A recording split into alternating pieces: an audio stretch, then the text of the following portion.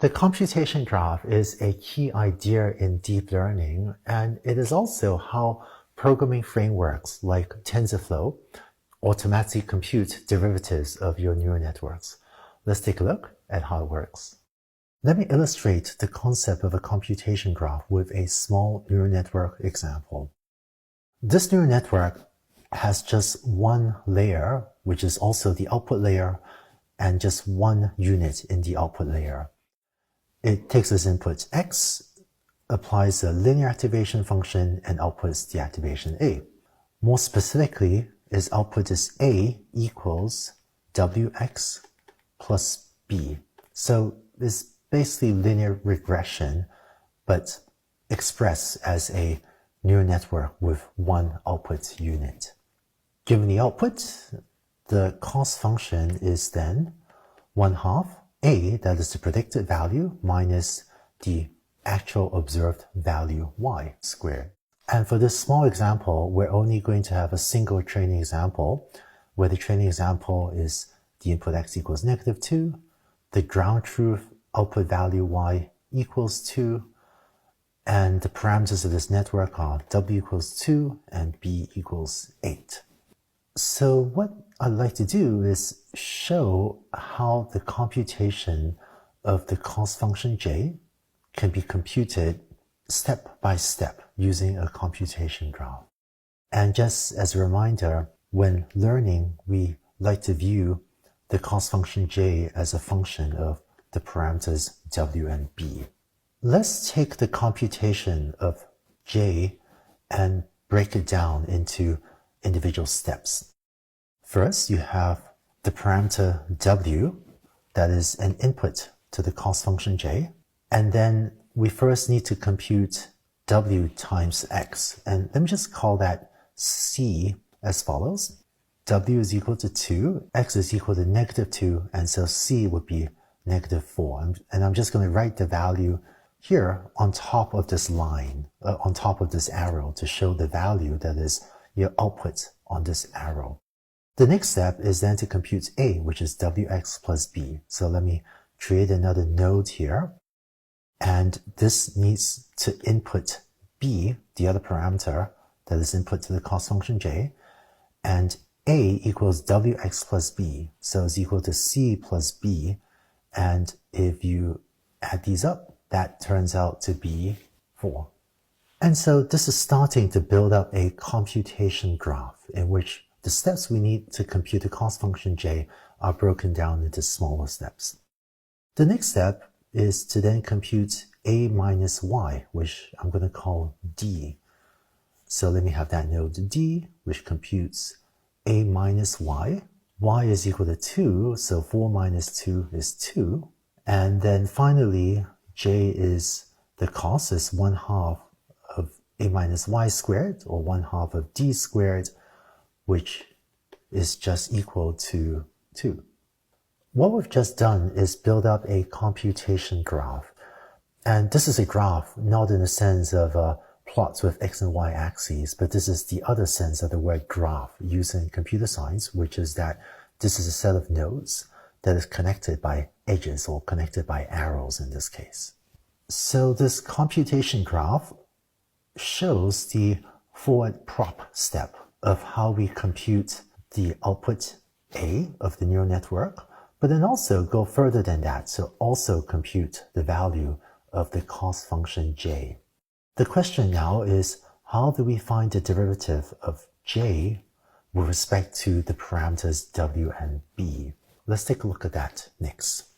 So here's the computation graph from the previous slide, and we've completed forward prop, where we've computed that j, the cost function, is equal to 2 through all these steps going from left to right, forward prop in the computation graph.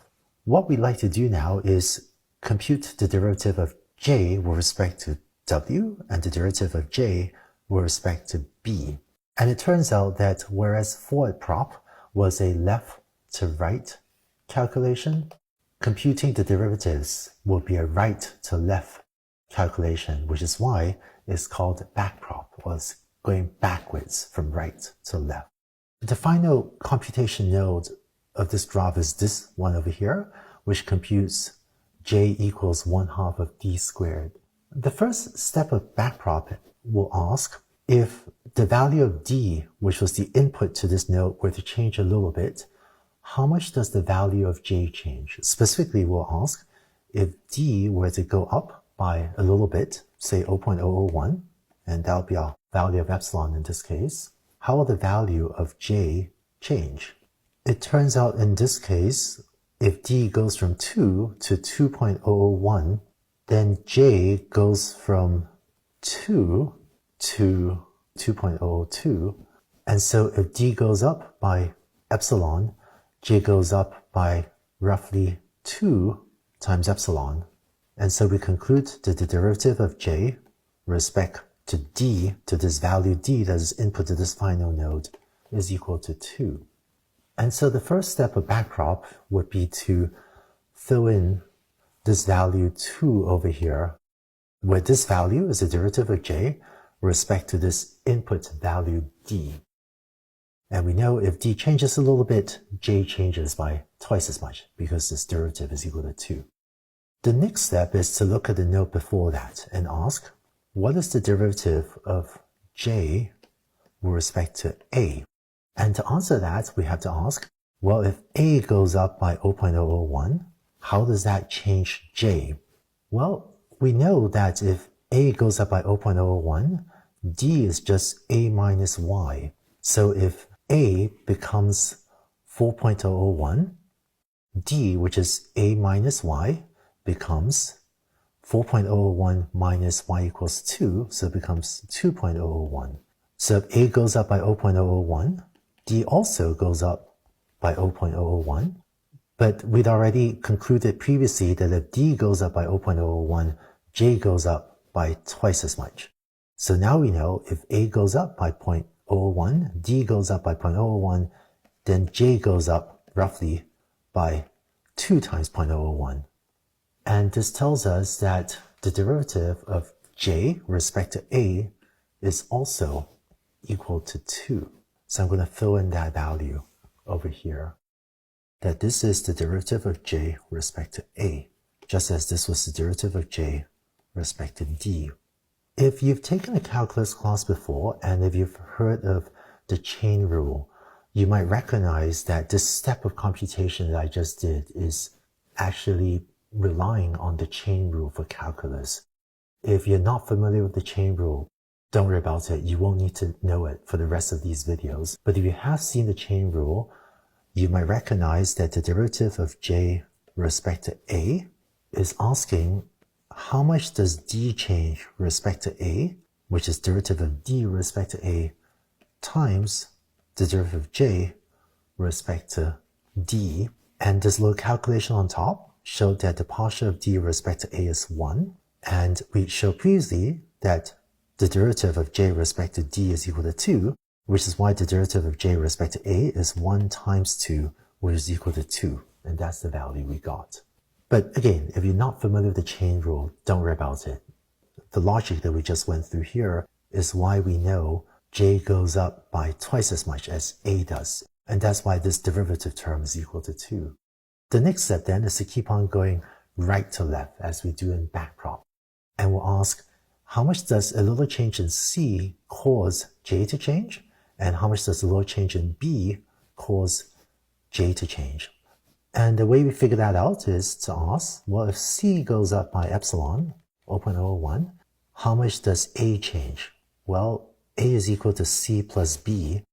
So it turns out that if C ends up being negative 3.999, then A, which is negative 3.999 plus 8, becomes 4.001.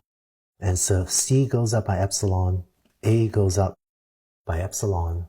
And we know if A goes up by epsilon, then because the derivative of j with respect to A is 2, we know that this in turn causes j to go up by 2 times epsilon. So we can conclude that if C goes up by a little bit, j goes up by twice as much. And we know this because we know the derivative of j with respect to A is 2.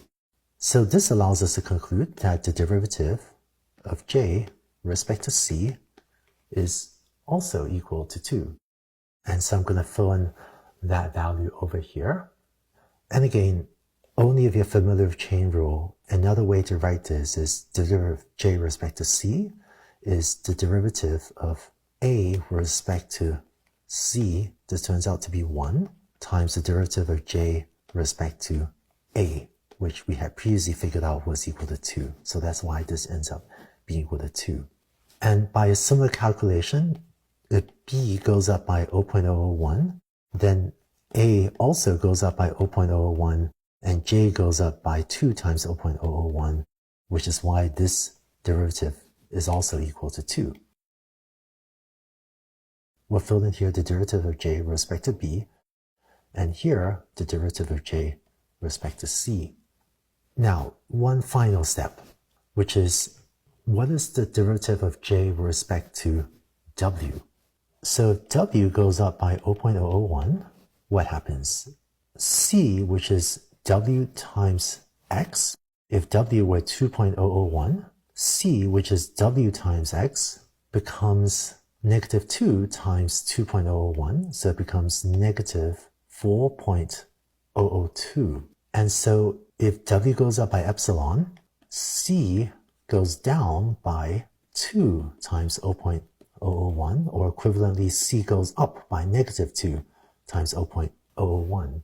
And we know that if c goes up by negative 2 times 0.001, because the derivative of j with respect to c is 2, this means that j will go up by negative 4 times 0.001, right? Because if c goes up by a certain amount, j changes by 2 times as much. So 2 times, negative 2 times this is negative 4 times this. This allows us to conclude that if w goes up by 0.001, j goes up by negative 4 times 0.001. And so the derivative of j with respect to w is negative 4. And so I'm going to write negative 4 over here because that's the derivative of j with respect to w. And once again, the chain rule calculation, if you're familiar with it, is this. It's the derivative of c with respect to w times the derivative of j with respect to c. This is 2 and this is negative 2, which is why we end up with negative 4. But again, don't worry about it if you're not familiar with the chain rule. So to wrap up, what we've just done is manually carry out backprop in this computation graph.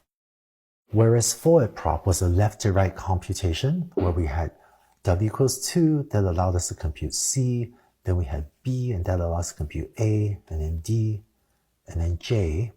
Backprop went from right to left, and we would first compute the derivative of j with respect to d, and then go back to compute the derivative of j with respect to a, then the derivative of j with respect to b, derivative of j with respect to c, and finally derivative of j with respect to w. So that's why backprop is a right to left computation, whereas forward prop was a left to right computation.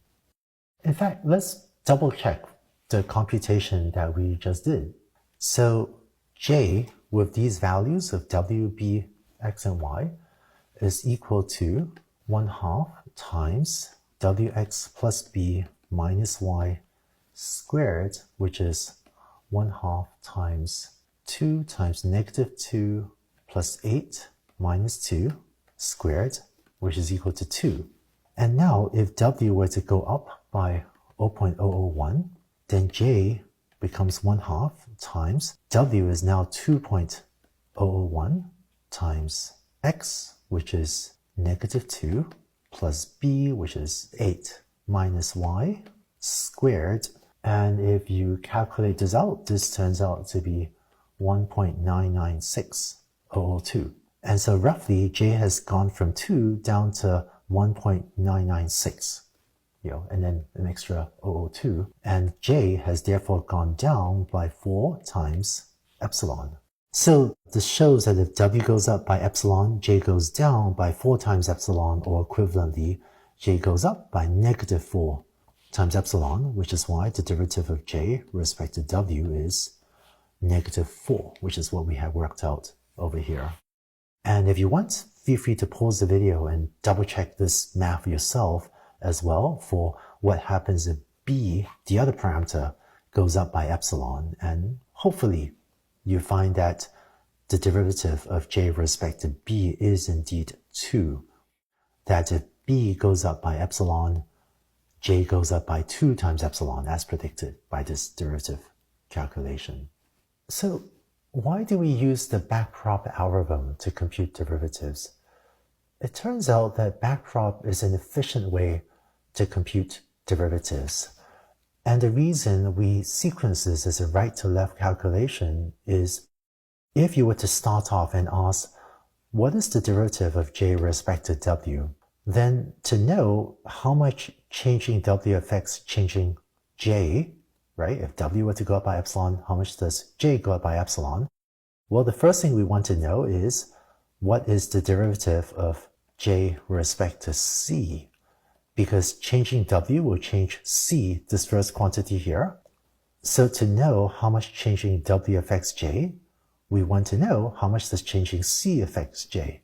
But to know how much changing c affects j, the most useful thing to know to compute this would be changing c changes a, so you want to know how much does changing a affect j, and so on. And that's why backprop is sequenced as a right-to-left calculation, because if you do the calculation from right to left, you can find out how does changing d affect changing j, then you can find out how much does changing a affect j, and so on, until you find the derivatives of each of these intermediate quantities, c, a, and d, as well as the parameters w and b, so that you can find out with one right-to-left calculation how much changing any of these intermediate quantities, c, a, or d, as well as the input parameters w and b, how much changing any of these things will affect the final output value j. One thing that makes backprop efficient is you notice that when we do the right-to-left calculation, we had to compute this term, the derivative of j with respect to a, just once, and this quantity is then used to compute both the derivative of j with respect to w and the derivative of j with respect to b. And it turns out that if a computation graph has n nodes, meaning n of these boxes, and p parameters, so we have 2 parameters in this case, this procedure allows us to compute all the derivatives of j with respect to all the parameters in roughly n plus p steps, rather than n times p steps. And if you have a neural network with, say, 10,000 nodes and maybe 100,000 parameters, this would not be considered even a very large neural network by modern standards. Being able to compute the derivatives in 10,000 plus 100,000 steps, which is 110,000, is much, much better than needing 10,000 times 100,000 steps, which would be 1 billion steps. And so the backpropagation algorithm, done using the computation graph, gives you a very efficient way to compute all the derivatives. And that's why it is such a key idea in how deep learning algorithms are implemented today. In this video, you saw how the computation graph takes all the steps of the calculation needed to compute the output of a neural network A, as well as the cost function J, and takes the step-by-step computations and breaks them into the different nodes of a computation graph, and then uses a left-to-right computation for a prop to compute the cost function J, and then a right-to-left or backpropagation calculation to compute all the derivatives. In this video, you saw these ideas applied to a small neural network example. In the next video, let's take these ideas and apply them to a larger neural network. Let's go on to the next video.